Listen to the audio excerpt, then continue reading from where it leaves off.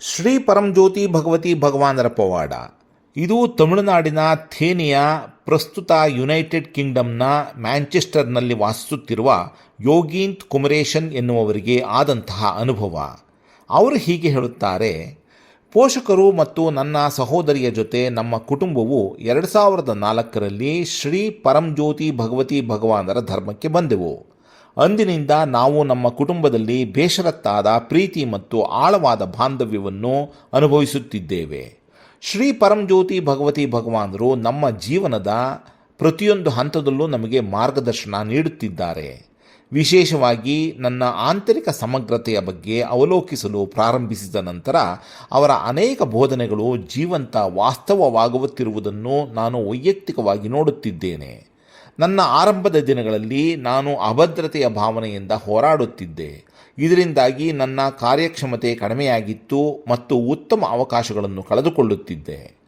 ಆತಂಕ ಮತ್ತು ಭಯದ ಕಾರಣದಿಂದಾಗಿ ನನ್ನ ಭಾವನೆಗಳನ್ನು ವ್ಯಕ್ತಪಡಿಸಲು ಅಥವಾ ಇತರರ ಮುಂದೆ ನನ್ನ ಆಲೋಚನೆಗಳನ್ನು ಪ್ರಸ್ತುತಪಡಿಸಲು ನನಗೆ ಕಷ್ಟವಾಗುತ್ತಿತ್ತು. ನಾನು ನನ್ನ ಆಂತರಿಕ ಸ್ಥಿತಿಯನ್ನು ಗಮನಿಸಲು ಪ್ರಾರಂಭಿಸಿದಾಗ ತಿರಸ್ಕಾರದ ಭಯವೇ ನನ್ನನ್ನು ವ್ಯಕ್ತಪಡಿಸದಂತೆ ತಡೆಯುತ್ತಿದೆ ಎಂದು ನನಗೆ ಅರಿವಾಯಿತು. ಈಗಲೂ ಸಹ ಕೆಲವೊಮ್ಮೆ ಭಯ ಇರುತ್ತದೆ, ಆದರೆ ಅದು ನನ್ನ ಆಲೋಚನೆಗಳನ್ನು ಮತ್ತು ವಿಚಾರಗಳನ್ನು ಹಂಚಿಕೊಳ್ಳುವುದನ್ನು ತಡೆಯುತ್ತಿಲ್ಲ. ಈ ಬದಲಾವಣೆಯೊಂದಿಗೆ ನನ್ನ ಸಂಸ್ಥೆಯಲ್ಲಿ ಧನಾತ್ಮಕ ಬದಲಾವಣೆಗಳನ್ನು ತರಲು ಸಾಧ್ಯವಾಯಿತು ಮತ್ತು ಅಲ್ಪ ಅವಧಿಯಲ್ಲಿಯೇ ನನಗೆ ಪ್ರೋಸೆಸ್ ಡೆವಲಪ್ಮೆಂಟ್ ಗ್ರೂಪ್ ಲೀಡರ್ ಪದವಿಯು ಅನುಗ್ರಹವಾಗಿ ದೊರೆಯಿತು. ಶ್ರೀ ಪರಂಜ್ಯೋತಿ ಭಗವತಿ ಭಗವಾನರ ಮುಕ್ತಿ ಮೋಕ್ಷ ದರ್ಶನಗಳು ಮತ್ತು ಪ್ರಕ್ರಿಯೆಗಳಲ್ಲಿ ಭಾಗವಹಿಸಿದ ನಂತರ ನನ್ನಲ್ಲಿ ಅದ್ಭುತವಾದ ಪರಿವರ್ತನೆಯನ್ನು ಅನುಭವಿಸಿದೆ.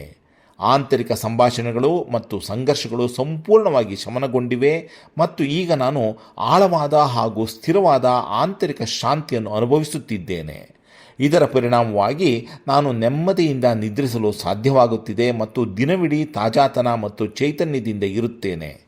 ಮುಕ್ತಿ ಮೋಕ್ಷ ಬೋಧನೆಗಳ ಮೂಲಕ ವೈಯಕ್ತಿಕ ಸ್ವಇಚ್ಛೆ ಎಂಬುದು ಇಲ್ಲದೆ ಎಲ್ಲವೂ ತಾನಾಗಿಯೇ ನಡೆಯುತ್ತಿದೆ ಎಂದು ನಾನು ಅರಿತುಕೊಂಡೆ. ಈ ತಿಳುವಳಿಕೆಯು ನನ್ನನ್ನು ವಾಸ್ತವಕ್ಕೆ ಹತ್ತಿರವಾಗಿಸಿದೆ ಮತ್ತು ಪ್ರತಿ ಕ್ಷಣವನ್ನು ಸ್ವೀಕಾರ, ಶರಣಾಗತಿ ಮತ್ತು ಸಂತೋಷದಿಂದ ಬದುಕಲು ಅನುವು ಮಾಡಿಕೊಟ್ಟಿದೆ. ಇಂದು ಯಾವುದೇ ನಿರೀಕ್ಷೆಗಳಿಲ್ಲದೆ ಒಂದು ಸುಲಭವಾದ ಹರಿವು ಮತ್ತು ಸ್ವಾತಂತ್ರ್ಯದ ಭಾವನೆಯೊಂದಿಗೆ ಜೀವನವನ್ನು ಅನುಭವಿಸುತ್ತಿದ್ದೇನೆ. ಈ ಸುಂದರ ಪರಿವರ್ತನೆಗಾಗಿ ಶ್ರೀ ಪರಂಜ್ಯೋತಿ ಭಗವತಿ ಭಗವಾನರ ದಿವ್ಯ ಚರಣಾರವಿಂದಗಳಿಗೆ ಕೃತಜ್ಞತೆಯಿಂದ ತುಂಬಿದ ಹೃದಯದೊಂದಿಗೆ ನನ್ನ ಪ್ರಣಾಮಗಳನ್ನು ಅರ್ಪಿಸುತ್ತೇನೆ.